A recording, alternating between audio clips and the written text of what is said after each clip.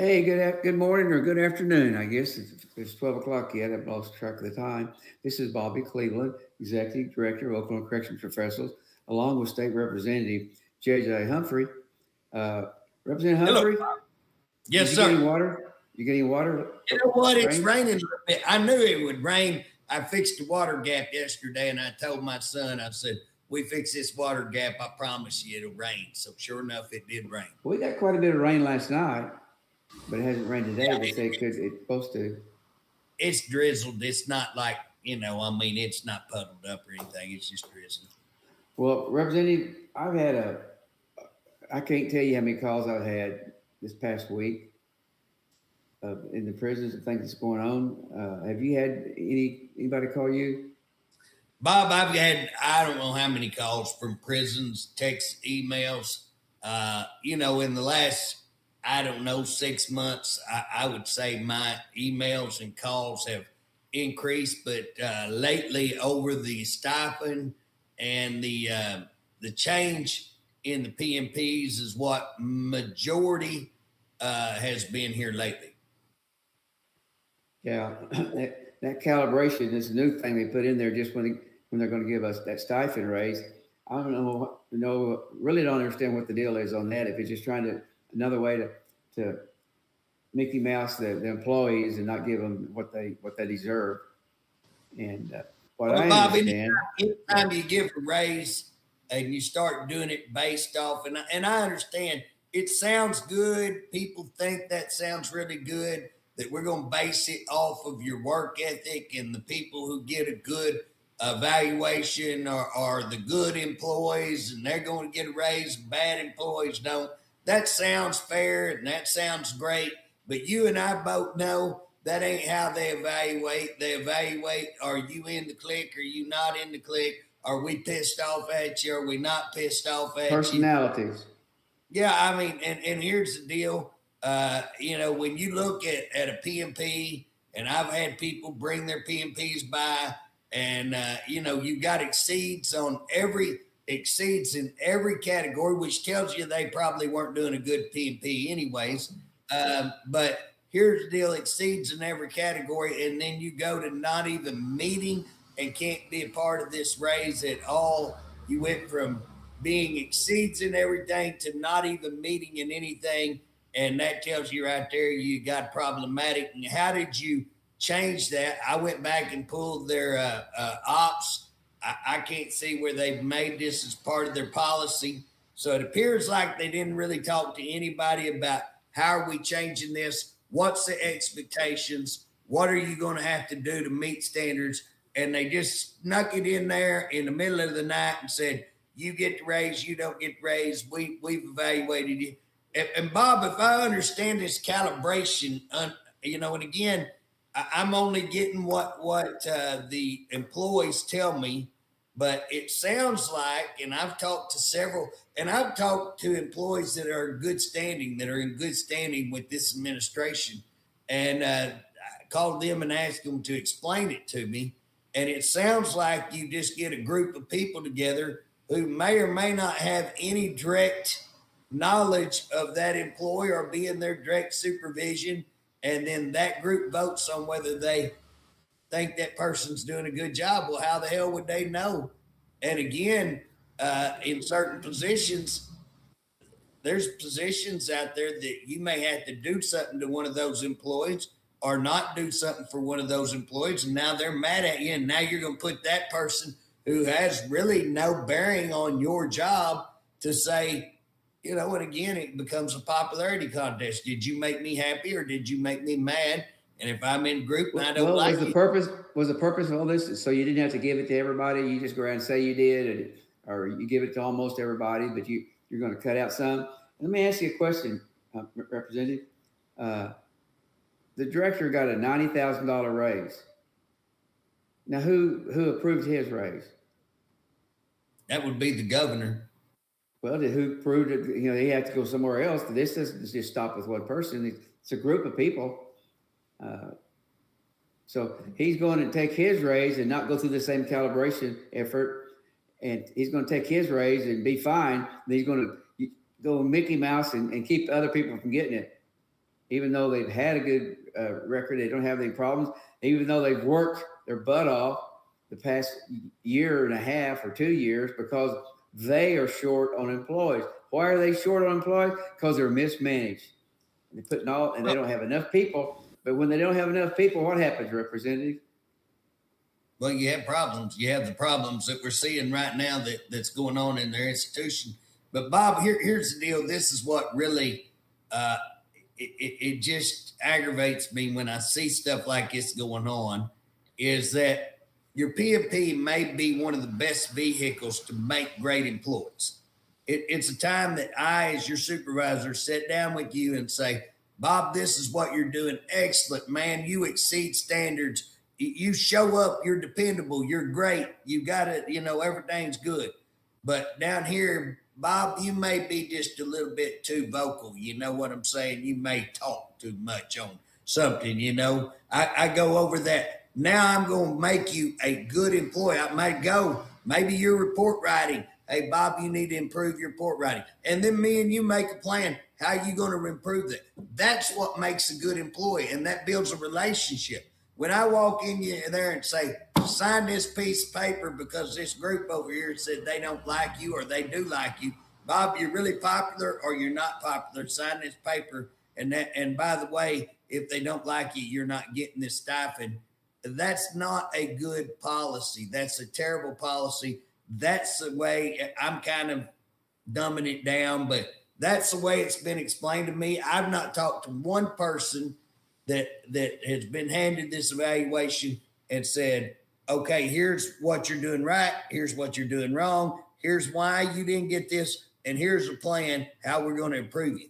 I have not talked to one person that got this calibration or whatever it's called that's happened to. So again, if that's not what's going on, then it's a very poor system, very poor evaluation.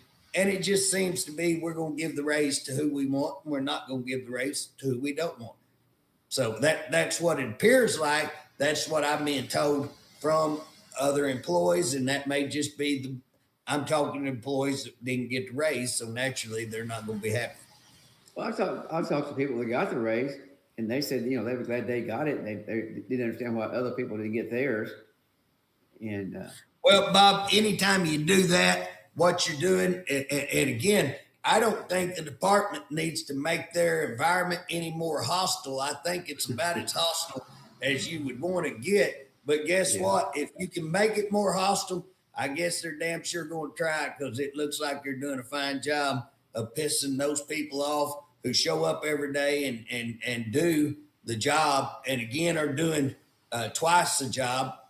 And so we know they're shorthanded everywhere. Everybody's having to pick up and do an extra but he's job. He's going to, the director, the rest of them there that did all this, they're going to come back and say, well, we're trying to give it to the guys who really worked, ones who went out of town and left their family and went up to different prisons. We're going to give it to him or them.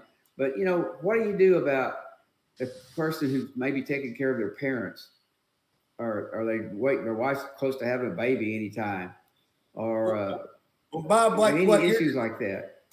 What you're describing, those people who volunteer to go, those people who go that extra mile, that's what's called exceeds.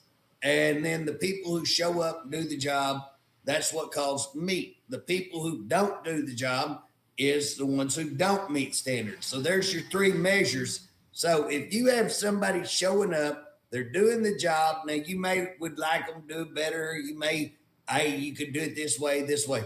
But if you're showing up, and again, if you're showing up and doing 2 or 3 people's jobs, then you're truly meeting standards. And I would think that as short-handed as they are, I would think they'd go to everybody and say, thank you if you just show up. You know what I mean?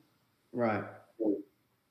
Yeah. But again, they're telling employees who show up, do 2 times the job, 3 times the job they're supposed to, that you don't even mean nothing, you don't meet standards. And again, they do that without pre-telling them, and again, they're withholding funds from them. So, if you won't give somebody that exceeds 2,000, okay. Again, we know that's just your little clique club. That's the way it's always been. I've been there 30 years ago. Guess what? I could show you where I outdid everyone. I could show you on paper, hey, I was outdoing everybody, and guess what? I'd be the last one that would get there. For a while, they audited me for 2 years, and again, I'd go and they'd have me go fix other people's caseloads. And I'm like, how can that be? The point is, they didn't get it. Maybe some of them didn't deserve it, but if they don't deserve it, I mean, they're working, they're showing up, they're doing their job. And but nowadays, because we're so short-handed, you don't have to just do your job. You got to do 3 or 4 jobs. You got to take the caseworkers who aren't under the same retirement that the correctional officers are under, but you're going to use them to go into the cafeteria, to keep an eye on the cafeteria. You're going to use them to do other things around there, which they are not paid the same. But, they treat them wrong, and they continue to treat them wrong. And then they can do this, and they do this. It seems like it's just something you put together to keep from giving everybody the raise. Well, Bob, it could have been a really good deal. This could have been something that'd been a big morale booster right here at Christmas. Help out everybody. Tell everybody, hey, we appreciate you, coming. Hey, I'm sure there's a few people that don't need to be working there. As always, there's some people that need fired. Well, they fired about everybody there is, so I don't think there's anybody many people left. But here's the question. This is why they didn't need to change the merit system. What they needed to do is start doing right. And that's what they don't understand, because they don't understand how to do it. They do not understand how to go in and tell an employee, this is what's going on. Just like this, if you don't meet standards, did you explain to them why they don't meet standards? Did you give them a plan on how to meet standards and how to increase and improve? I'm told they did not. So then what is your goal for an evaluation? Is it just to tell you you're a sorry ass employee? Because guess what? If they would understand evidence-based practice, then they would know that's a very, very poor practice to do, and they would understand what they're doing is absolutely a poor way to motivate people. I still maintain that this was put together so they didn't have to give all the raises to everybody. And another excuse, it wasn't even policy. They just did this with policy. Let me ask you something else. There's been some other things that came up. We've had another stabbing at Holdenville. It's not getting any better. Have you personally had a lot of calls about stabbings? We have. I mean, it seems like every day there's a stabbing. I'm getting calls all the time on stabbings, beatings. I got called some the other day that I was really concerned about, where they were alleging that I got 2 calls that they alleged that that staff was told to turn their head and allow it to go on. Now, that would be extremely concerning if that was true. Bob, I've gotten calls on. I got a call the other day. A person told me that at Dick Connors, since June, they'd had 26, I think it was, stabbings. I believe that's the number they gave me. And I got a call at 6 months, yes. And then I got a call the other day that they're at Jim, is it called Gamble? The Davis Correctional Center, the Jim Gamble, I think it's what it is. But anyways, I was told that a person had kept count in the last 6 months, and that they'd got up to 38, I believe, and they quit counting. So 38 and quit counting in a 6 months. Well, this guy this week was, I guess, they was going to chow, and they let everybody out. And to go to the chow, you got to go through a different area. And this guy jumped out and stabbed this guy. I think he stabbed him 7 times, and he also hit him with a sock and knocked him out. So I haven't heard whether he's going to live or not. I know that air fighted him out. But, of course, the thing about it, we don't get the reports anymore. No, that's what's bad, Bob, is you don't see this. And now think about this, Bob. if you got 26 at Dick Connors and you got 38, and it was more than 38 according to this person. He just quit counting at 38. And I don't even think this one that we're talking about was included on that. So it'd actually be 39. So you're talking about roughly 25, 65 stabbings in 2 prisons. If you combine those 2 prisons in a 6-month period of time, 65 stabbings. Now I can tell you, Bob, I get about as many calls from Lawton as I do just about anywhere else. And so I know they've had a couple of stabbings. I think Hinton has had a couple. I won't swear. Seems like they'd had one at OSP. I don't know. They had one at Hart, one inmate stabbed at Hart.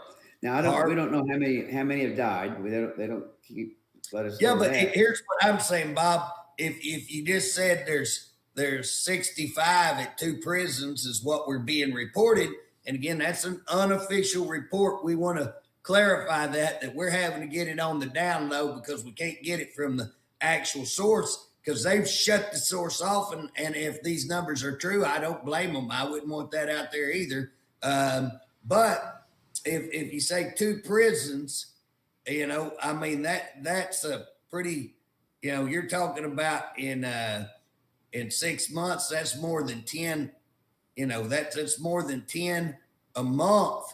Bob, when I worked in there, it was a big deal that somebody got stabbed. You didn't have 10 stabbed. But now I understand that the inmates are carrying shanks with them out in the yard to keep them with them because they're all afraid. Well, Bob, so, can I ask you a question? Are we better off today? Are we safer out there today than what we were a year ago?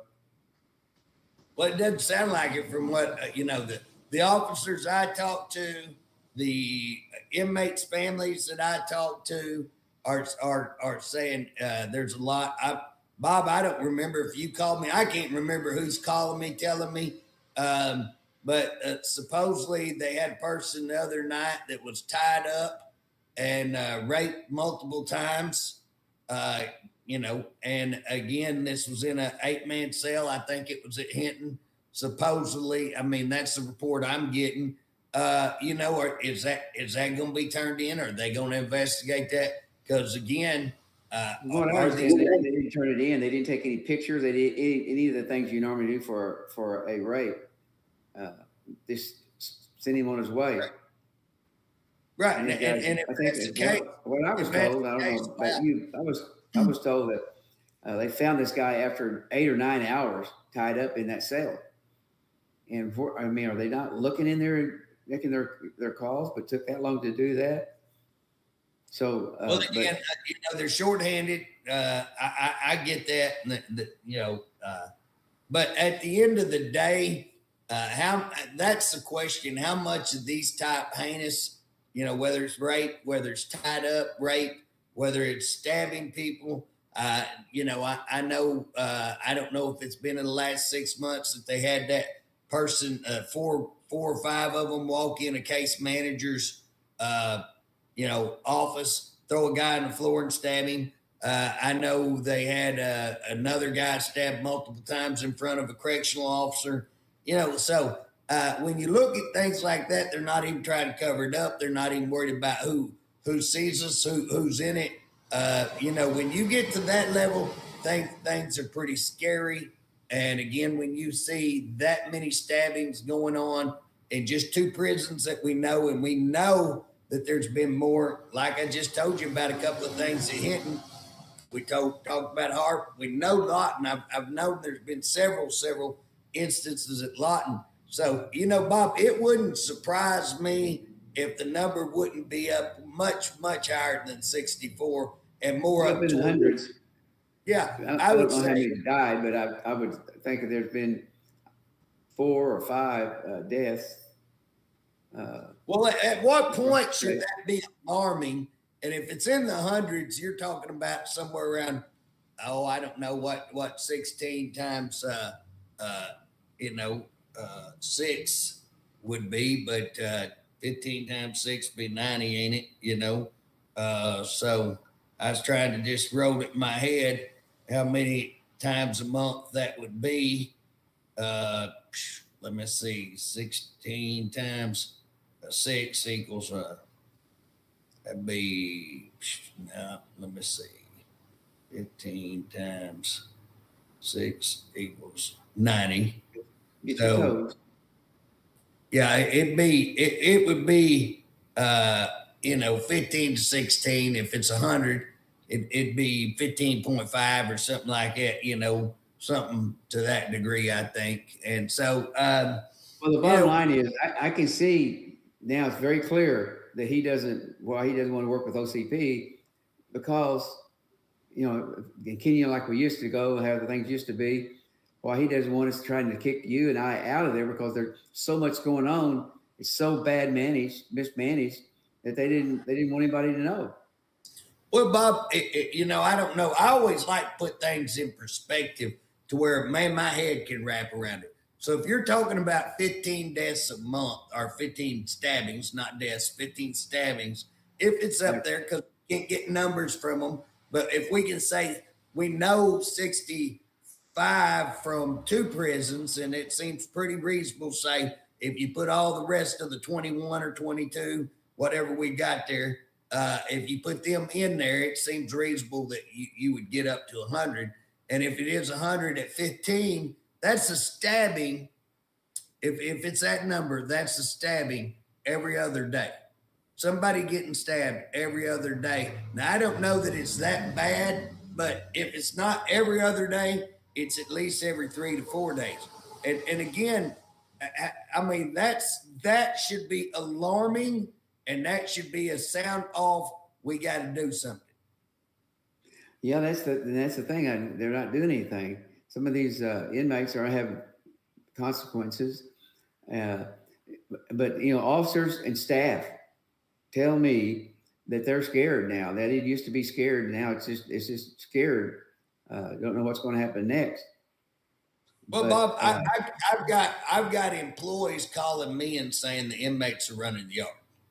Now that's what they're telling me, is that they've lost control and they can't control it.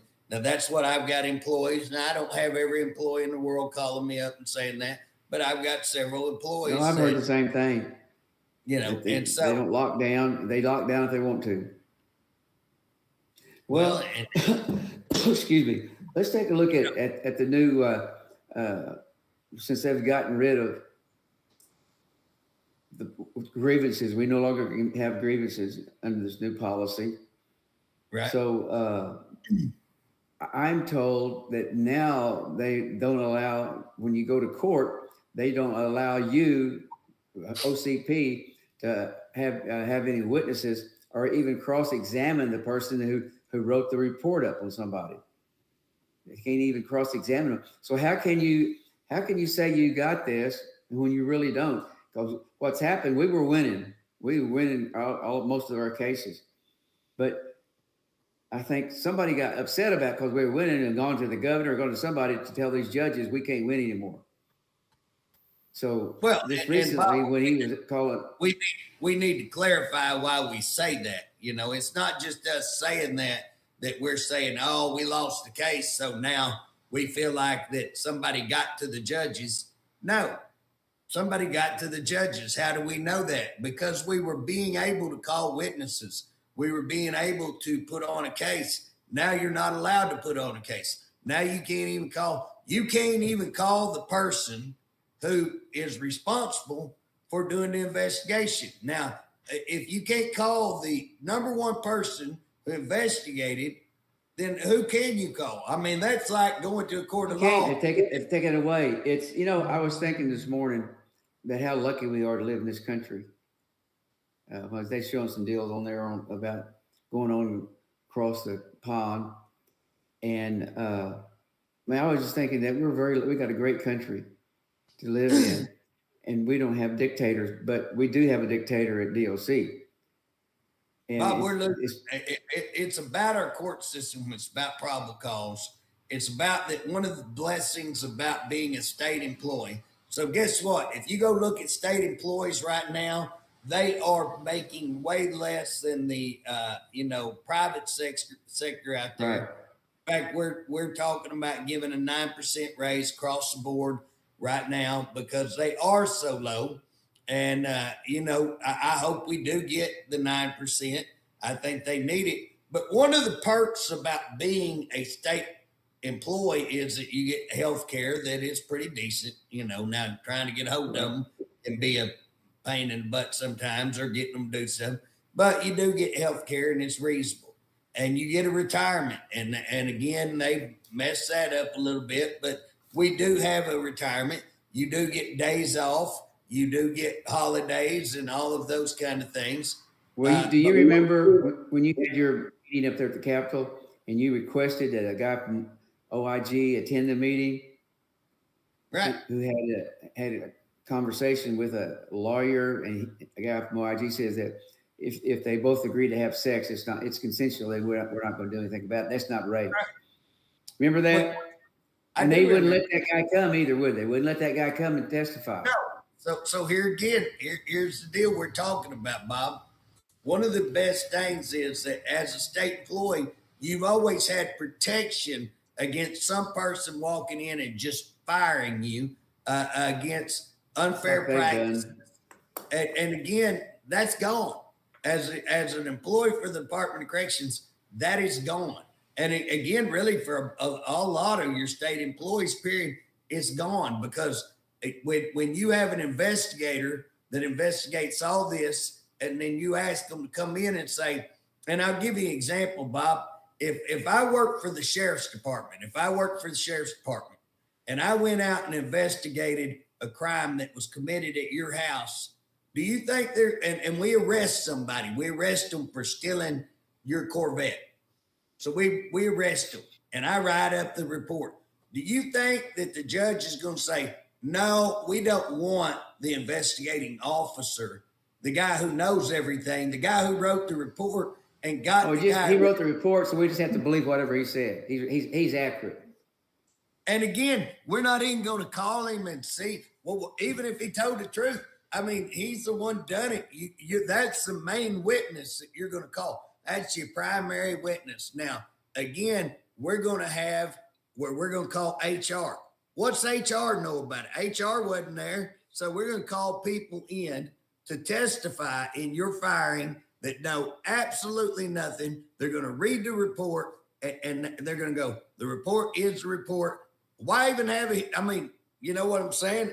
What is that? That's not a hearing. That's a damn crap show. I mean, that's a joke. The only way you're going to get it done is to go to district court. When you go to court. Well, and I will tell you something that kind of just sticks in my craw a little bit is that OMES came up with this, and that the director was over OMES when he came up with it. So again, what we're seeing is that it was working okay.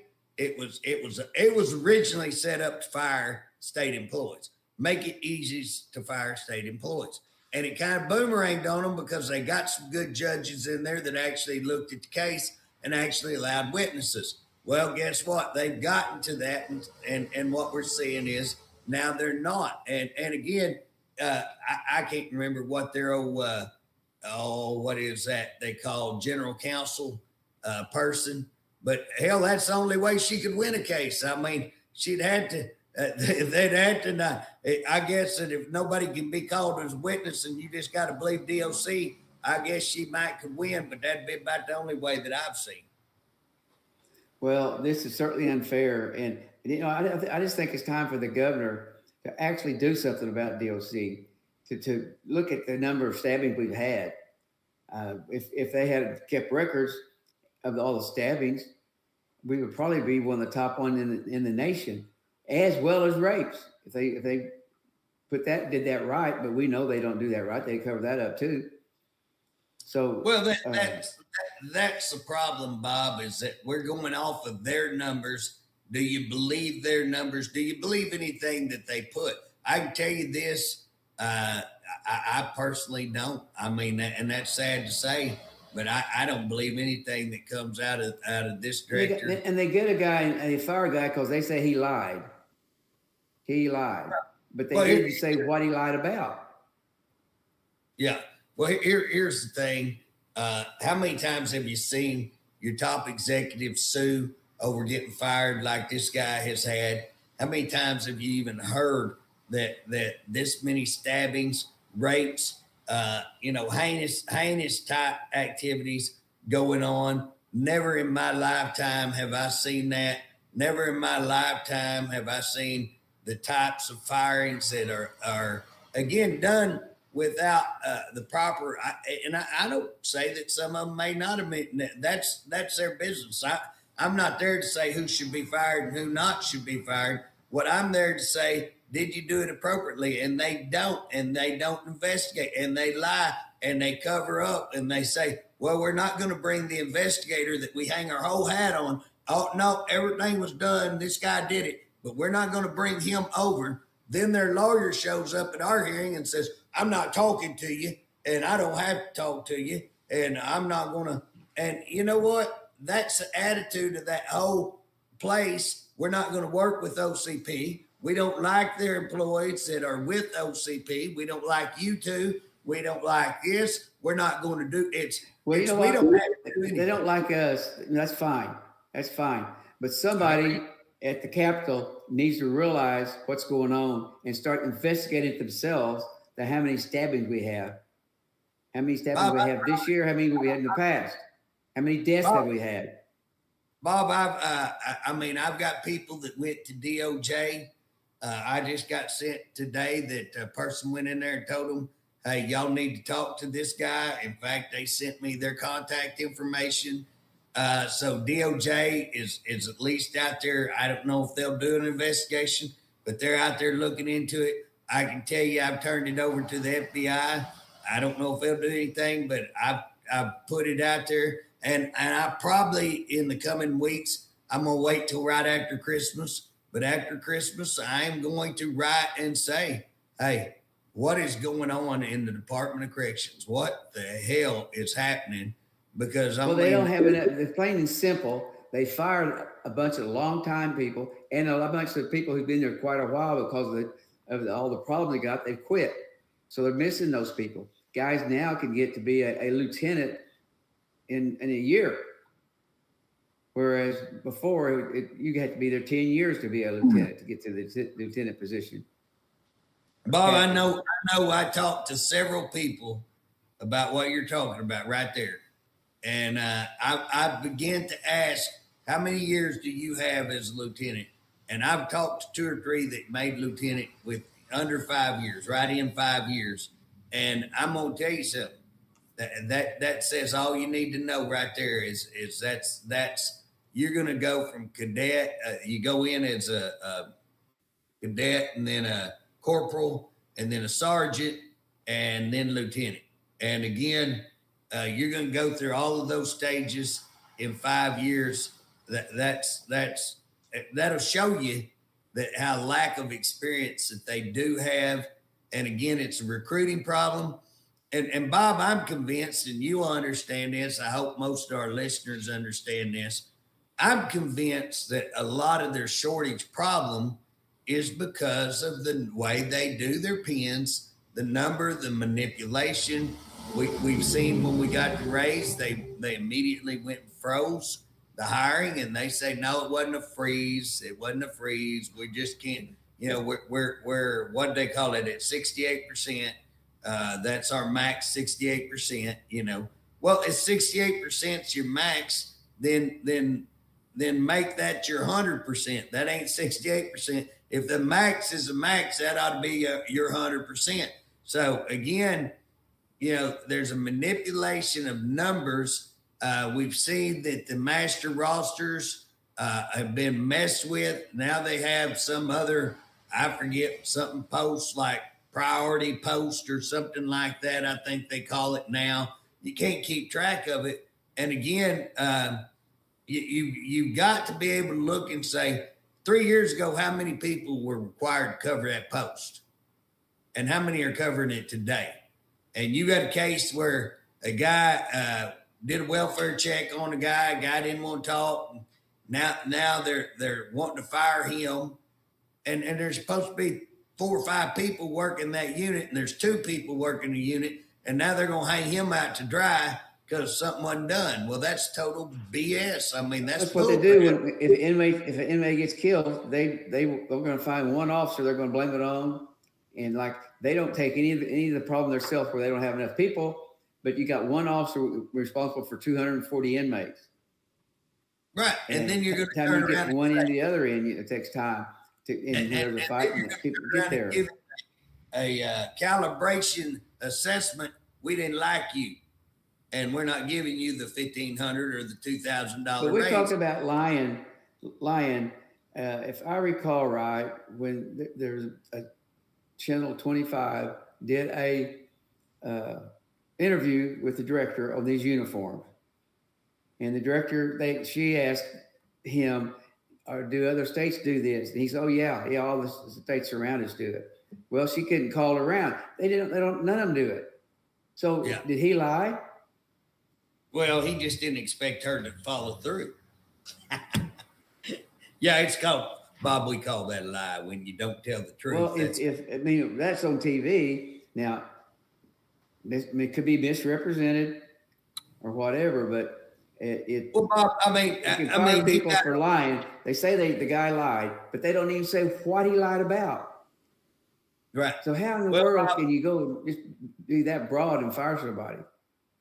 Well, he got on there and said that we were totally wrong on the rape things and that we didn't present anything. How could anybody watch the 6 hours worth of stuff that we presented? We presented former employees that come and testified. Yes, I handed them letters from that inmate, from that officer talking about sex. I read them myself. They knew they were down there. They sent me to go get them. And I got them and handed them to them. The guy admitted to him that he'd had sex with him. He come out and admitted to me. They had me walk him out. Guess what? There's multiple witnesses that guy said that he had sex with her. And here's the letters. That's what we call corroboration. This is a CO and an inmate. Yes. And here's the deal. Then they're going to sit there and go, you didn't offer anything.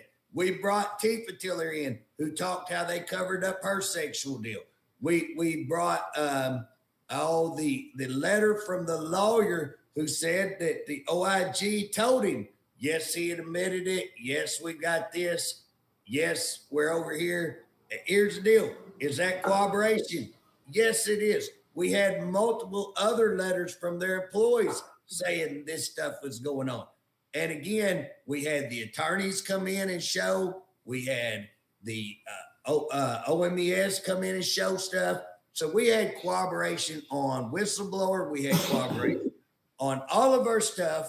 And really the only witnesses, the AG did a poor job of saying, well, it's not really rape because it's consensual. Well, that's not what the law said. How dare wow, the guy that should know the law better than anybody. And we got the law and he admitted, well, yeah, that's kind of right. Yeah. No, it's not kind of right. It is right. Here's the law, And so again, how could you watch that and sit up there and just say, oh, there was nothing? How could you leave your main witness if you wanted to prove and say there was nothing? That is a lie. And again, here we come back on the show. Humphrey, it gets down to one thing: misrepresented. They have done a terrible job. You want me to tell you, DOC? And you know what?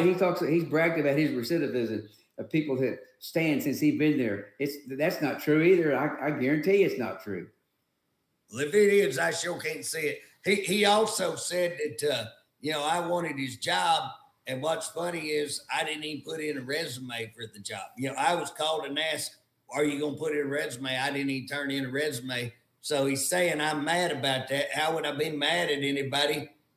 I'd have to be mad at myself. I didn't even put in a resume, So again, he misrepresents the truth and he doesn't tell the truth. And he's mad at me and you. He gets up and cusses us, I'm told.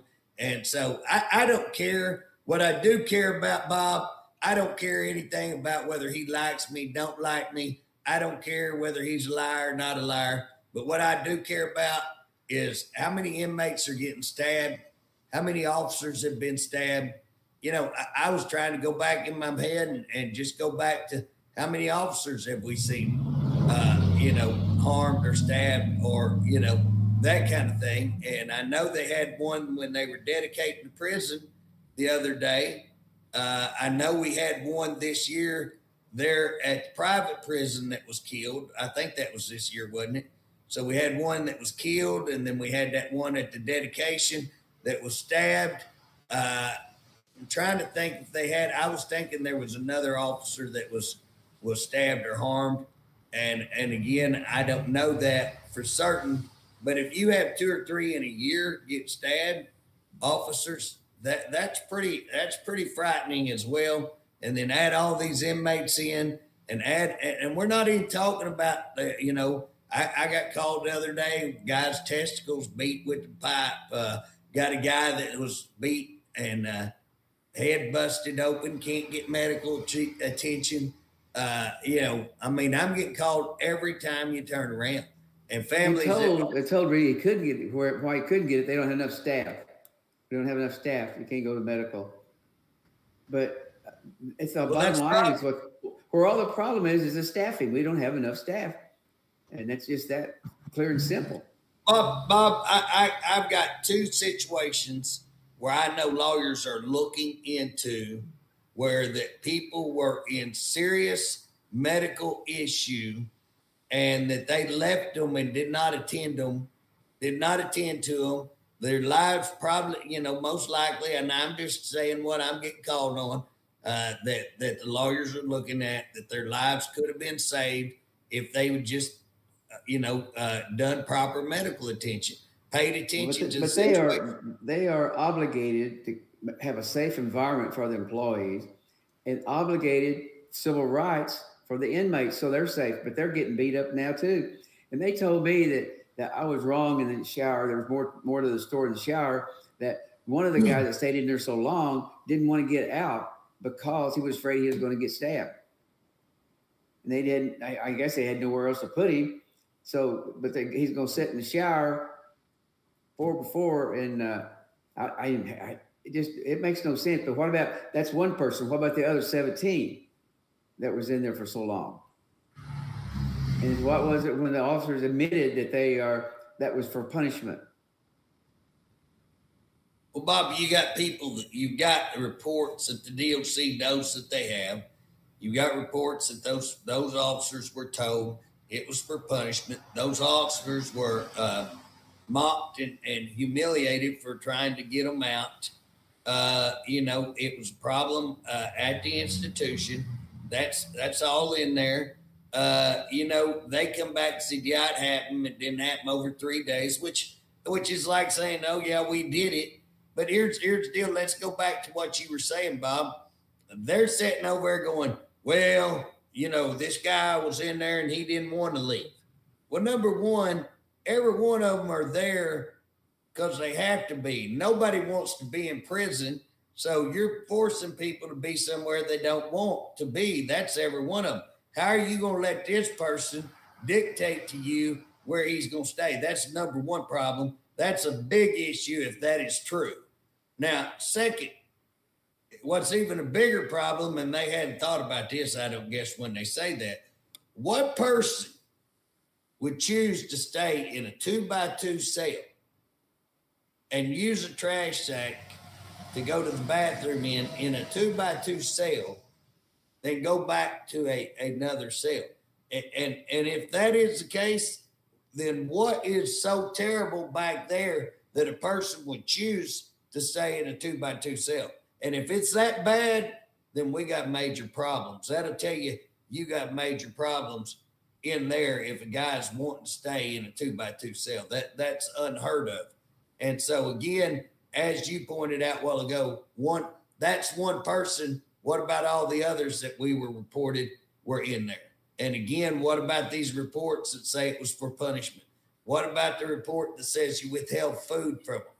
So it's not only you put them in a 2x2 cell and stuck them in there for days and didn't give them any bathroom. It was that you didn't give them food and water during a lot of that period of time. We know one up there 9 days. I'm sure he got some food or water in that 9 days. But again, it's being withheld is what these reports. And I know DOC's got that report. I know that for fact. DOC's got those reports. And yet, how did they reach the conclusion when their own people are reporting that, and then they come back, reach a conclusion, no, this didn't happen. So do I know they're lying? Absolutely, I know they're lying because I've got those reports. And here's the deal. I've also got the email that when I told them that was going on, not happening. So again, and I know they should have had those reports. I purposely withheld a day or two so to make sure they had the reports when I wrote to them, and they told me no. So I have a hard time. Well, I always say that we're liars. We don't know what we're talking about. You don't understand. And in the civil service, they basically are taking every right you have, not just as a state employee, but a right to live. They've taken all the rights away, and they're using them, whichever right they want to use. They'll use them when they want to get rid of them. Well, and again, I've seen this over the years. I know it's still going on. They'll come in and they'll read you Miranda, and then they'll badger you. So you have the right to remain silent. Try to remain silent. Oh, we're going to fire you. They go to threatening you to get you to come off of Miranda. And then you say, I want a lawyer. Oh, now we know you're guilty. Now and they badger you. Well, wait a minute. Wait just a second. It says in there, you have the right to remain silent. So you don't really have that right to remain silent at DLC. You do. Then they say, well, you're not. You can be fired for not cooperating with OIG. Well, you got to put it back on them. Well, you just read me the right to remain silent. Were you lying, or can I remain silent? Are you threatening me? Are you threatening me because I'm going to invoke my right that you just read me? Are you telling me now? You do that to them, and turn the shoe around, they'll get off of you. But at the same time, they want to argue Garrity. Oh, you don't have the right to Garrity. Yeah, you do. Yes, you do. And Garrity just means that if you're going to talk, that they can't use anything against you criminally. If all they're talking about is employment issues, then have them sign Garrity and say, anything that we say in here can't be turned around and used against me in a court of law. Guess what? If all it is an employment issue, they ought to be willing to sign that. It's in their policy. And again, they badger you. They do things that are not ethical and not right. And so I would encourage all your employees, go pull that stuff up, learn what Miranda is, learn how to invoke that. And I'm going to tell you something. If they're reading you Miranda, they suspect you. They would not start off giving you a Miranda reading if they did not suspect that you've done something illegal. When they're doing that, they're planning on filing a criminal charge. And if that's the case, if they're reading that, just say, I'm going to remain silent. I'm going to invoke that, and then go get a lawyer and have your lawyer do everything else in between that. Have your lawyer contact them. Have your lawyer in the room with you when you go, because they just read you the right to have that, and they can't go back on that. And so do not waive that. They'll try to set you down a deal and tell you why you need to waive it. And if you ain't done nothing, there's nothing to be afraid of. Bullshit. Don't do it. Invoke your right and say nope. And then if they want to have a discussion about employment, then sign Garrity, and then we can have a discussion. And I would also say that if they're going to tape it, I'd want a copy of that tape, or I'd want to have the ability to tape it myself. Well, it's a shame of what he's done, what's happened to our facilities, what's happening to the correction officers and the caseworkers. They can have 5 caseworkers and a couple of them quit. Then they're new now, they only have 3. So they could just have 3. We don't need to have the other 2. So they're not hiring them back. But you know what? They're recycling some of these wardens that they had let go, or maybe they didn't let them go. Maybe they told them they had to retire and they put them somewhere else. Now they're coming back and being wardens again. Why was that be? Because they fired a lot of the good wardens. Well, Bob, first of all, I don't think OIG ought to be under the director. I think it's abuse of power to have that under there. That's the worst thing you do, because you're never going to win, because they're taking OIG, and that wasn't set up to go and investigate whether the guy gets a day off or not, or whether he's getting fired. That was done. Yeah. By the warden and others. But now they use OIG as a crutch. Oh, well, OIG said it, so I guess that makes it true. Right. Well, and So again, it's not fair what he's done. What he's done to the state of Oklahoma and the Department of Corrections. He's trying to. I don't know if he's trying to just cut it, make it worse. I mean, he's making it worse, but what his motive is to make it so bad. Why can we not hire anybody? Yeah, I call him the Joe Biden of the DOC. You know what I'm saying? He is definitely. Well, that's a good example. He definitely. I don't think he can mess as much up, by accident. I don't know. I mean, is he purposely trying? I don't know. But I can tell you this: it is pretty ugly, Bob. Again, the things that I'm going by, and I don't have the numbers. There's one ugliness, is whether you like me or whether you don't like me. The legislators ought to get numbers and real numbers. And if you're proud of the job you're doing, put out the numbers. If you have, stopped losing people, and you have, like you said, increased your percentage of retention, that you're retaining more officers, put me out how you did that. Because where I'm sitting, it sure don't look like it. Talking to other employees, it does not look like it.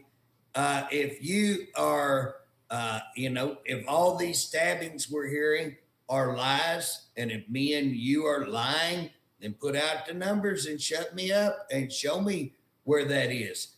Show me that you didn't have the stabbing this week. Show me that somebody didn't get their head cracked open and that they didn't get medical treatment. Show me that you haven't had 26 stabbings in Dick Connors since June. Show me that you hadn't had 38 stabbings at Gamble since June. Show me you hadn't had all the stuff that I hear at Lawton and at Hinton and all of these other places. If I'm mistaken, show it to me. But let's have real facts and let's get it out there. But again, what we're seeing is zero. We're seeing absolutely nothing. And again, what we're having to do is get all our information either from officers or inmates. And do I believe the information? I do believe the information that I'm getting. And again, I'm not getting anything to counteract that. And so, if it's half as bad as what we're hearing, Bob, it's terrible. And again, bad. If it was half as bad as what we're hearing, if it's only 5 what's that word? Narcissism. How do you pronounce that? Narcissism. Yeah. Narcissism. Yes, narcissism. What does that mean? I hadn't even looked it up. Well, it means somebody that everything turns back to them, no matter what. So if there's a problem, it's your fault. They turn it all on you. I had nothing to do with it. If something good happens, it's all about me. But everything is about me. I'm a narcissist. Everything's about me. Everything's turned towards me. And everything good, I'm the responsible for good. And everything bad, I didn't do it. You know what I'm saying? And no matter what, they turn it into your problem. They turn it against you. They can go in and create a problem, but you're the one who did it. So, it's kind of a narcissist will beat his wife and then tell his wife she made him do it. She's responsible for it. She's the reason he had to beat her. That's a narcissist. So that's and I will tell you, Bob, it's funny you bring that up. And I know you're bringing it up because guess what? You know how many employees use that word to describe the leadership? I've heard that, but I never took the time to look it up and get the real meaning of it. Yeah. That's what. I guess we'll shut it down here. It's a quick hour, but here we actually thought things were getting better, and it just turns out they're getting worse with the calls and everything that's going on. It's completely out of line. And they need to wake up, and we're coming close to getting it right.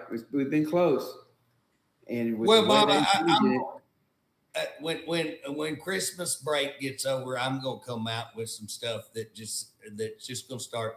I'm just gonna start sending legislators reporting what we're being told. And again, I suspect he'll put out something then saying I'm a fool and I'm wrong and I'm a liar and I hate his guts.